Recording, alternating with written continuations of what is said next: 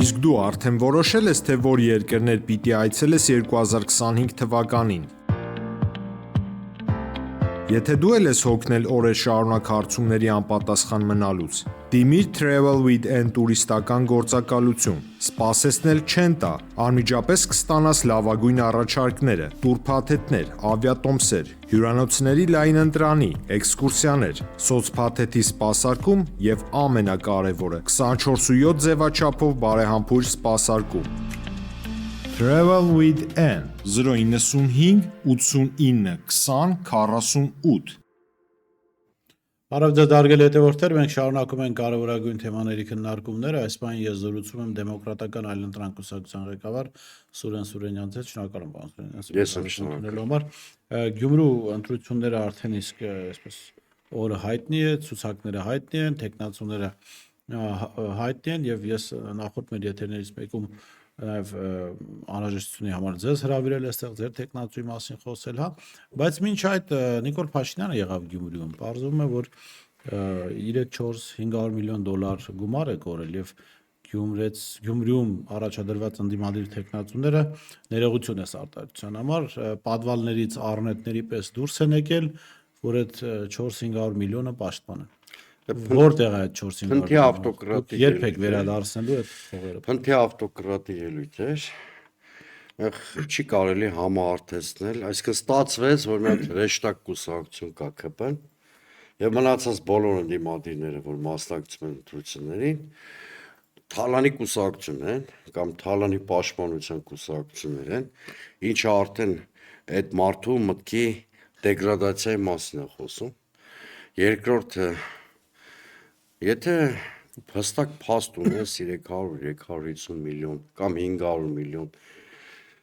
հափշտակության մասին, ամբողջ իշխանությունը կրունկի տակ ակո 7 տարի իշխանության ես։ Այդ մարդկանց բռներ, ազատազրկեր, թալանը վերադարձներ, մարդիկ սկի ընտրությունների մասին չէին էլ մտածի։ Եթե տեխնացուների մեջ ինչ-որ մեկը բայց այդ ավելի վտանգավոր բան եմ ես իր ելույթում տեսնում, բոլոր հուսահատություն են տեսնում, ես այլ բան եմ տեսնում, նստավության Գյումրիում այդ ելույթ ունեցավ, որովհետև ըստ էության իրավապահ մարմիններին իմ կարծիքով հրանք տվեց, բավականին թափանցիկ հրանք, հա, ընդդիմադիր ուժերի դեմ Գյումրիում պայքար սկսել, այդ պայքարը տարբեր դրսևորումներ կարող է ունենալ, լարվածություն կա, չեմ բացառում սկսեն ստուգումներ անել հարկային, տարբեր բնույթի ճնշումներ, այսինքն մի բան շատ պարզ դարձավ, որ այս մարդը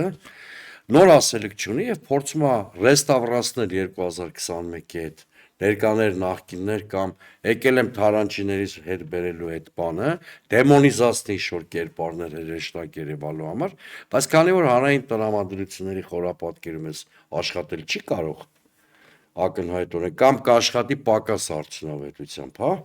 Հիմա ավելի շատ ինձ հիշեցրեց այդ ելույթը հրանք իրավապահ մարմիններին, ստուգել, կեղք գտնել, մարդկանց թալանի հետ կապել, իհարկե ընդդիմադիր կուսակցությունները, որ ես նա դիտարկում եմ Գյումրիում, մեծ մասը ընդհանրապես ավերջ չունի թալանի հետ, մեծ մասը, գերակշիռ մեծամասնությունը, հա։ Մեկ եւ երկրորդ ինչու ընտրություններից առաջ Համ տեխնացուներից մեկի անունը օրինակ տվել է, չէ՞, այդ ելույթում։ Գյումրիի մասնակից։ Ինչ է ընտրությունից առաջ հիշել այդ մասին։ Մանավանդ, որ այդ տեխնացուն կարող է որոշակի ակտիվություն շուրջ գեներացնել եւ որոշակի ընտրազանգված, չէ՞։ Առնվազն Վանաձորի մոդելի կրկնության հոտ է գալի, բայց ես չեմ բացառում, որ Նիկոլ Փաշինյանը այս նախընտրական ինչ-որ X պայի որոշի նույնիսկ քաղաքացիական բախումներ էր արել Գյումրիում, որով Ինչ է դա իրեն տալու։ Առնվազն ընտրությունները հետաձգել օրինակ կամ ուժային կառույցների ակտիվ միջամտության հող նախապատրաստել, որովհետև Գյումրիում գտնվող ցանկացած մարդ, ով որ հաճախ է այս փուլում Գյումրիում լինում, ակնհայտորեն գիտի, որ այնպիսի քաղաքական կոնֆիգուրացիա է ստեղծվել, որ ԿՊ-ի հաղթանակը բացառում է։ Նույնիսկ եթե ընդունենք, որ երկու են կուսակցությունները, որոնք ակնհայտորեն իր դաշտում են խաղում, չէ, 9-ից Այո։ եւս երկուսը ԿՊ-ի դաշտում են խաղում, այդ Քվեա Եվրոդաշինքային, չէ, Երևանի մոդելի կրկնության հեռանկարով, մեկ էլ են երկիչը Արտյոմ Թումանյանը, որը նույնիսկ պրայմերիզին էր փորձում մասնակցել բանի ԿՊ-ի։ Մնացած 6 կուսակցությունները անկախ իրենց հնարավորությունների չափից, կարծես թե կոնսոլիդացված դիրքորոշում ունեն ԿՊ-ի հաղթանակը թույլ չտալու հարցում։ Հետևաբար, ես չեմ տեսնում այնպիսի մի կոնֆիգուրացիա, որը հնարավոր կդարձնի Երևանի մոդելի կրկնությունը կամ թույլ կտա Նիկոլ Փաշինյանին մանիպուլյացիայի մեծ պաշարով ինչ-որ հասարակական տրամադրություններ փոխի։ Դրա համար ես չեմ բացառում, որ Նիկոլ Փաշինյանը անգամ քաղաքացիական բախումների հրահրման ճանապարհ։ Նույնք ասում է Գյումրին վերջին մարտն է Ում վերջին մարտն է։ թալանչիների դեմ։ Խր թալանչիների ինչ կապ ունեն Գյումրիի ընտրությունների հետ։ Կամ կա թալանչի, խնդրեմ, թող բացահայտի, փաստեր հրապարակի, հա,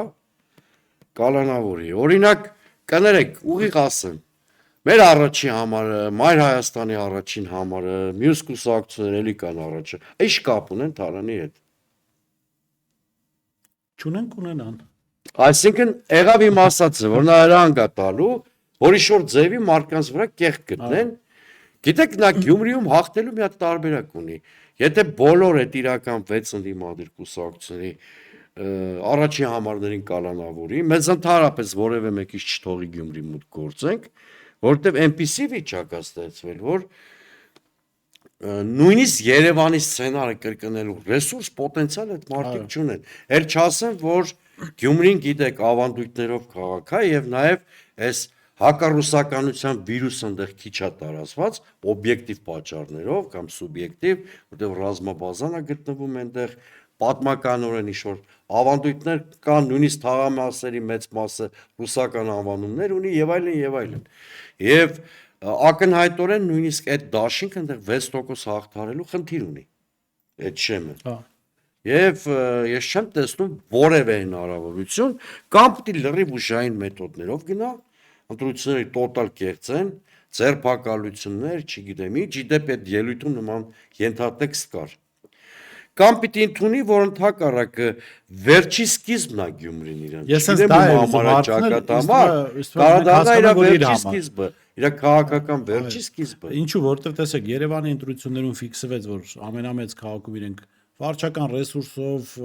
կրիմինալով, փողով, բանով 33% են կարողանում։ Քաղաքական անաստագողություն չուներ, իրենք քաղաքապետի պաշտոն չեն։ քաղաքապետի պաշտոն։ Հիմա Գյումրիում էլ եթե ֆիքսվեց, որ 30%-ից շատ ներքև են, կարող ուղղակի ժողովուրդը հասկանա, որ Նիկոլ Փաշինյանը մերկ է եւ ընդ որում Երևանում մի հատ թայմինգն էլ հիշենք, էլի։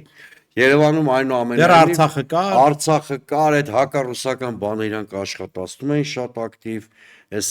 աշխարհակաղակական փոփոխությունից հետո այդ հակառուսականության նարատիվը մեղմ ասած արդյունավետություն չունի կամ շատ նվազ արդյունավետություն ունի, որովհետև մեզ որ մեղադրում էին, ձեզ էլ երևի ինձ էլ Պուտինասել լինելու մեջ, հիմա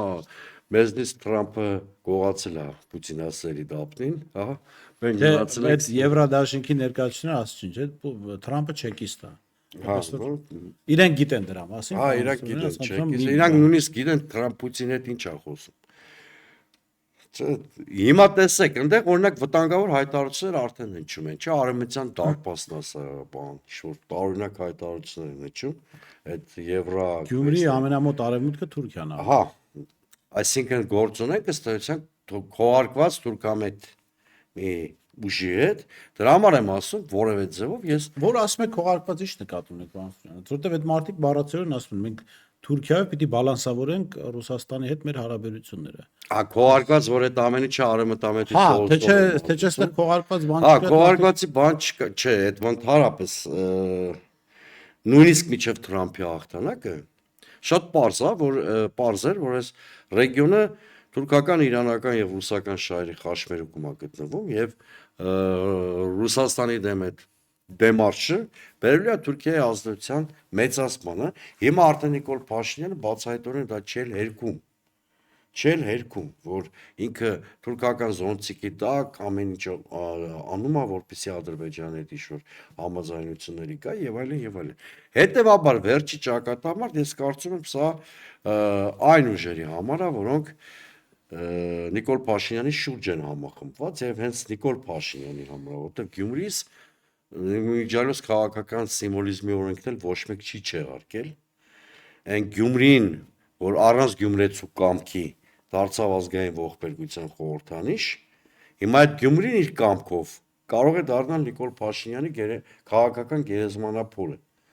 Այս հստակ է։ Ուղերձներն էլ են հասկանալի նաև ընդդիմության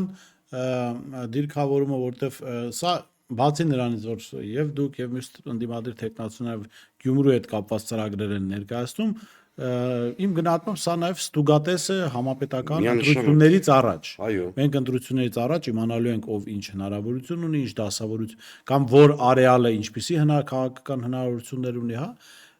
Հիմա այս ամեն ինչը հաշվի առնելով, դուք ինչպես եք գնահատում ընդդիմության համագործակցության շահերը, հետընտրական համագործակցություն, որտեվ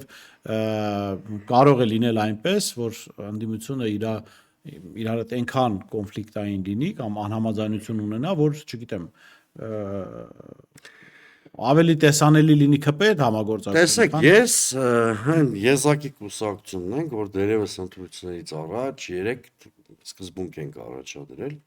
Մյուսները լռելային կամ հրապարակային կամ ոչ հրապարակային համաձայնվել են այս սկզբունքների հետ։ Առաջինը, որ մենք միմյանց չենք հարվածում, չհարցակման պակտ է։ Երկրորդը, որ ԿՊ-ի հետ բացառում ենք համագործակցությունը, եւ երրորդը, որ ավականիում ձևավորում ենք ԿՊ-ին հաղթող կոալիցիա։ Այստեղ քաղաքական սկզբունքը շատ պարզ է։ Այդ քաղաքական սկզբունքի հարցում էլ որոշիչ է գյումրեցու կարծիքը, դիրքորոշումը, քվեարկությունը։ Այսինքն բնականաբար ամենաշատ քվեներ ստացած ավականու խմբակցության ղեկավարը կամ առաջին համարը իրավունք ունի, բարոյական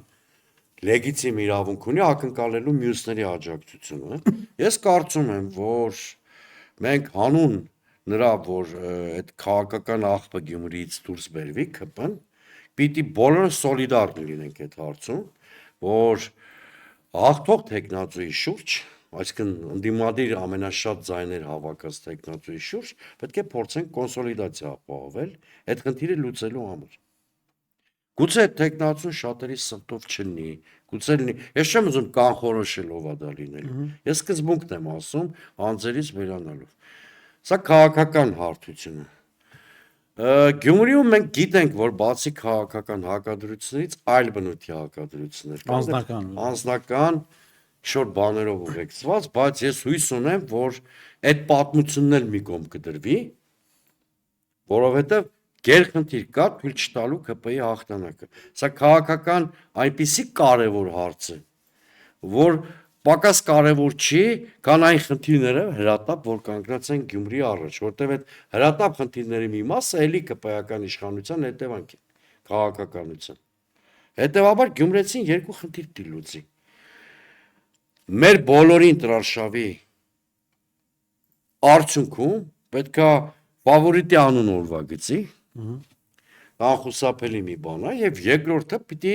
հիմքեր ստեղծի ԿՊ-ի պարտության համար։ Ես կարծում եմ, որ քաղաքական ուժը ԿՊ կոնսենսուս մինուս ԿՊ բանաձևից դուրս եկավ, այդ քաղաքական ուժի վրա է մնալու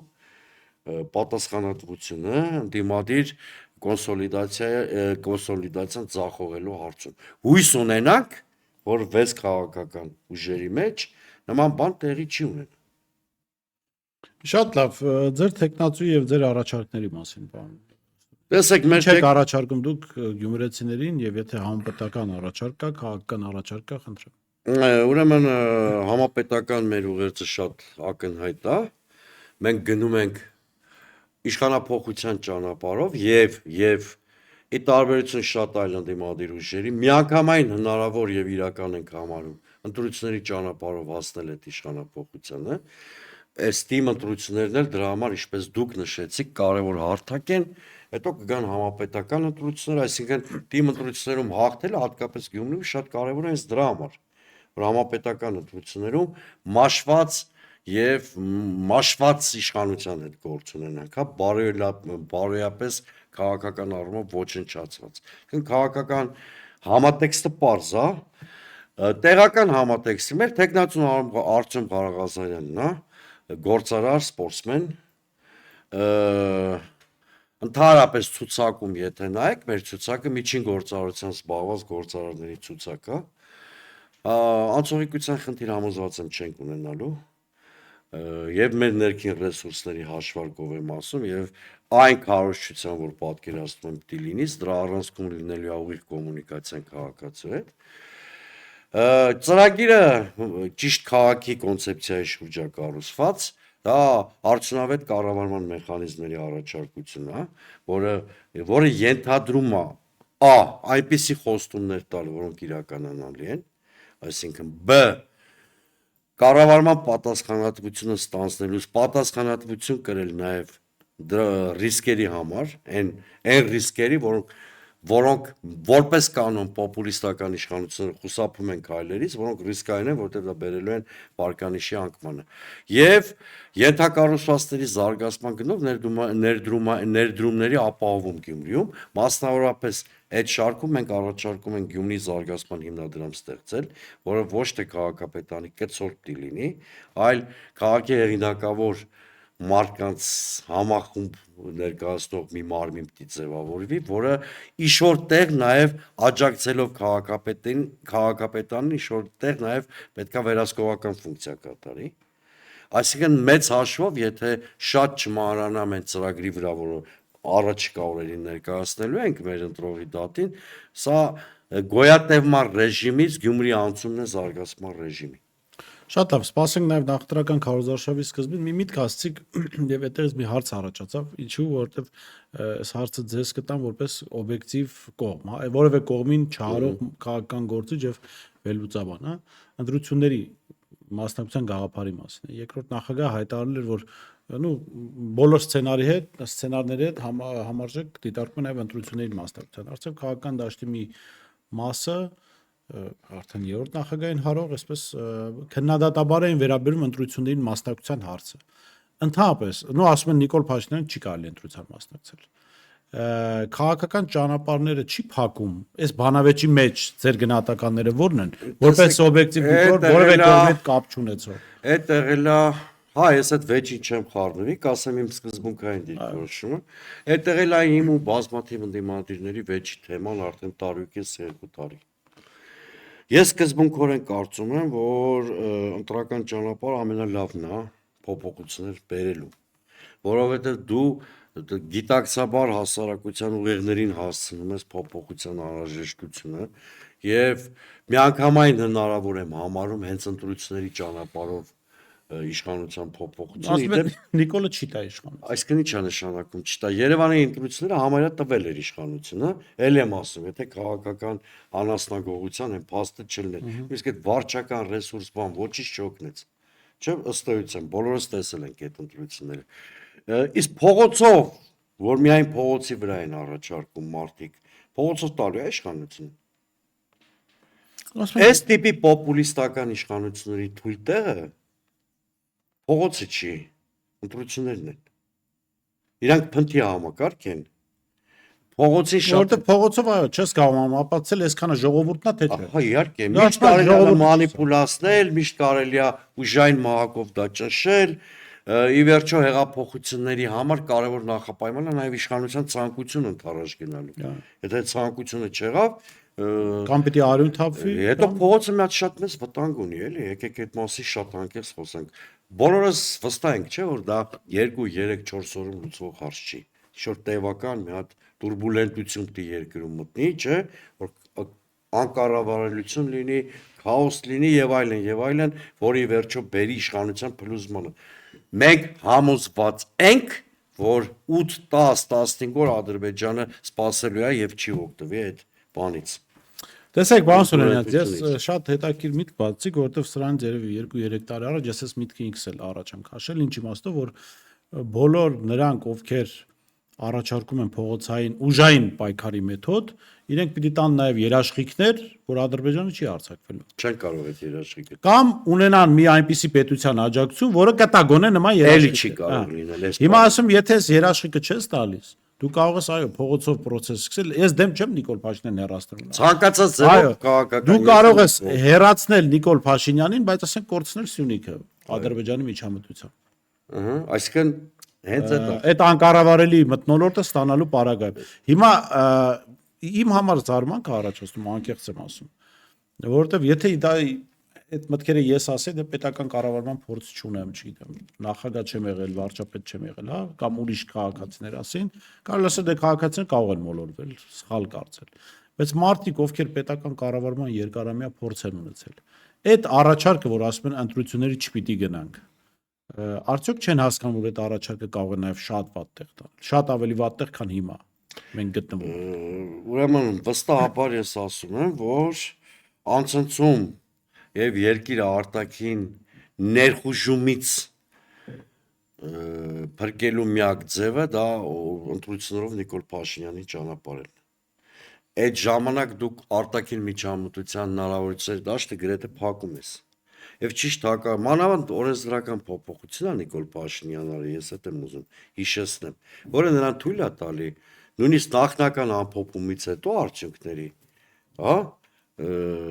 արտաքին ներխուժման դեպքում բան անել, չէ՞, ընտրությունների արդյունքները չեղարկել։ Այսինքն նա փողոցային շարժման դեպքում, փողոցային ընդվզումների դեպքում շատ մեծ գայթակղություն է իր մոտ առաջացնելու արտաքին ճակերտավոր պարտներների իրավիրել բան մեր երկիր քաղաքական կոնֆիգուրացիայի վրա ազդելու Այս միտքն էլ շատ լավ է, Սգրավ, ենթադրենք ընտրություններն են այդ ճանապարհը, որով գնում ենք, քաղաքական ուժերը գնում են ու Նիկոլ Փաշինյանը դնում ու կեղծում է։ այդ ժամանակ Կամ արտակարգ դրություն է հայտարարում ոնց։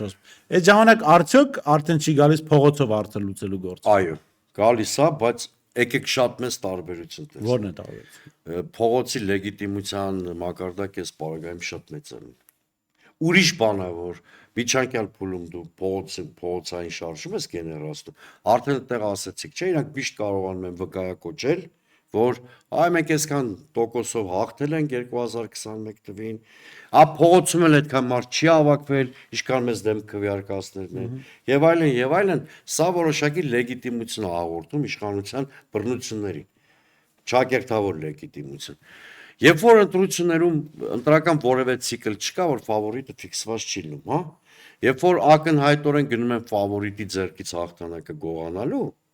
այդտեղ զարգացումները կարող են շատ կայծակնային ու արագ լինել։ Իսկ արտաքին աջակցությունը, արտաքին միջամտությունը Արտաքին այդ բարագայում։ արտաքին միջամտությունը երբեք չի վերանում ճանապարհը։ Ինչ եմ ես ներողություն սարսում, որովհետև կլիներ մարդիկ, որ կասեն դե ուրեմն ձեր առաջարկած այն է, որ հանգիստ նստենք տեղներս, Նիկոլ Փաշինյանին ձեռք չտանք։ Այսինքն ոչ, ես չեմ ասում, է ցանկացած գնով հանդուրժենք Նիկոլ Փաշինյանի, բայց այդ դեպքում այդ արտաքին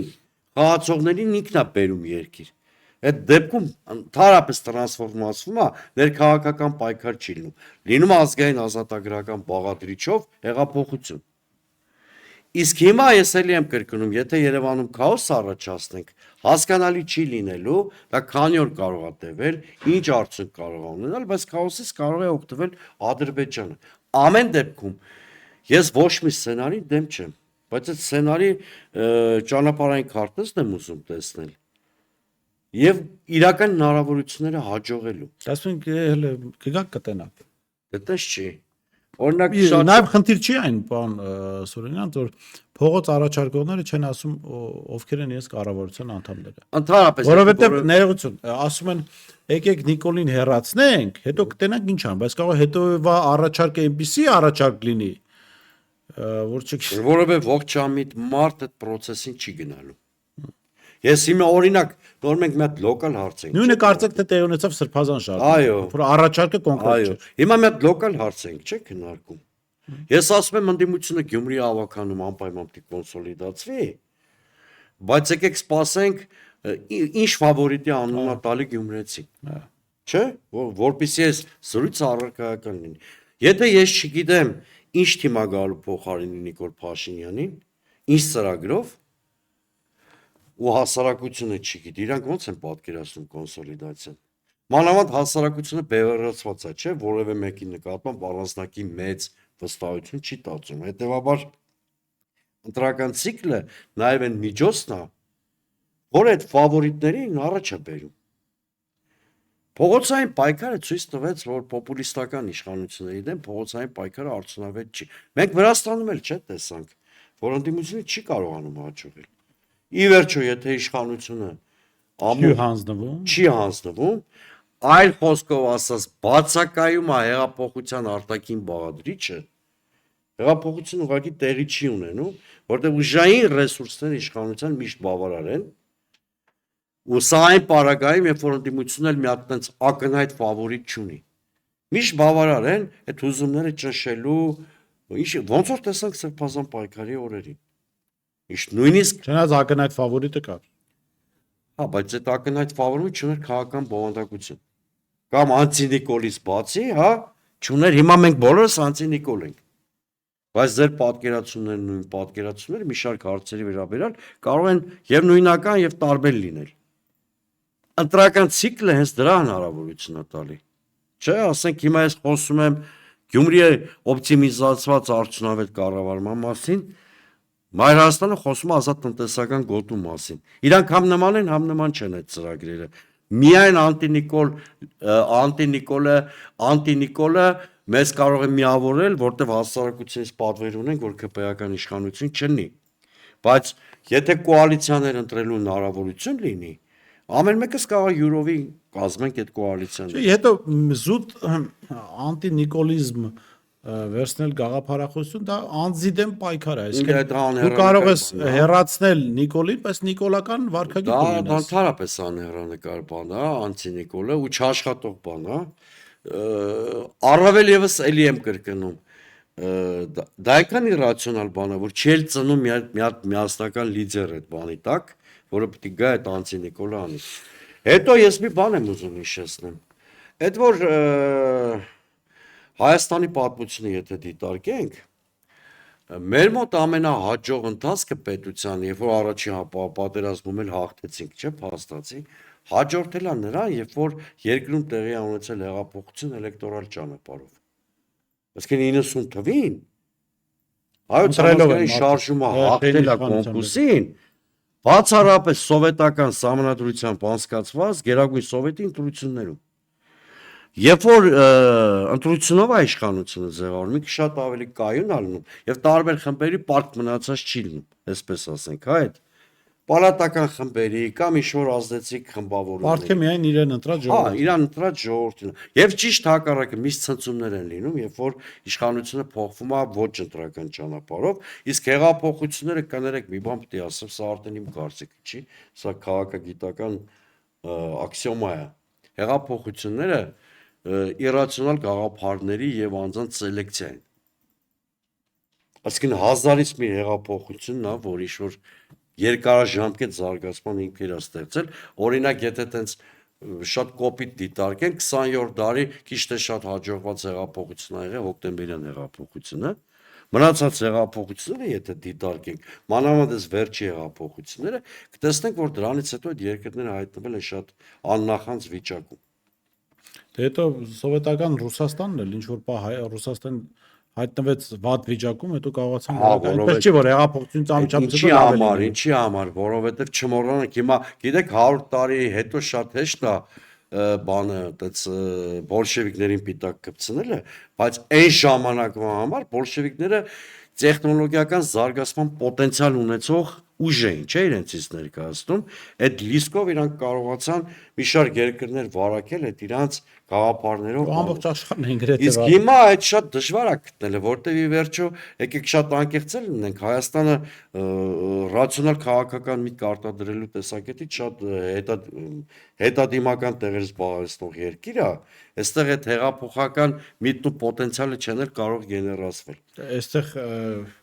ես Միանգամ հետո այսինքն մենք կարող ենք նայել սոցիալական հարթակները, YouTube-ը, Facebook-ը,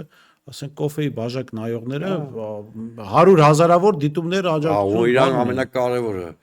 Այդ հիշում եք, չէ՞ Միացյալ Նահանգների ընտրությունների հետ կապված այդ հայտարարությունը։ Հիմա այդ մարդիկ էլի շարունակում են նույն ձևով հոխորդ տալ, օրինակ։ Հիմա էլ ուրիշ թեմա են գտել, ասենք ինչ։ Չէ, ուզում ասեմ, ես համաձայն եմ ձեզ, որ իրացիոնալ ինչ-որ բանի 2018-ի հեղափոխությունը, որ հերո չգնանք, նայենք, այդ ամեն դեպքում ինչ-որ ընդվզում էր, չէ՞, անունի ինչ ուզում ենք դնենք։ Ինչ է տվանքի։ Եթե հանում ենք մերժենք Սերժին,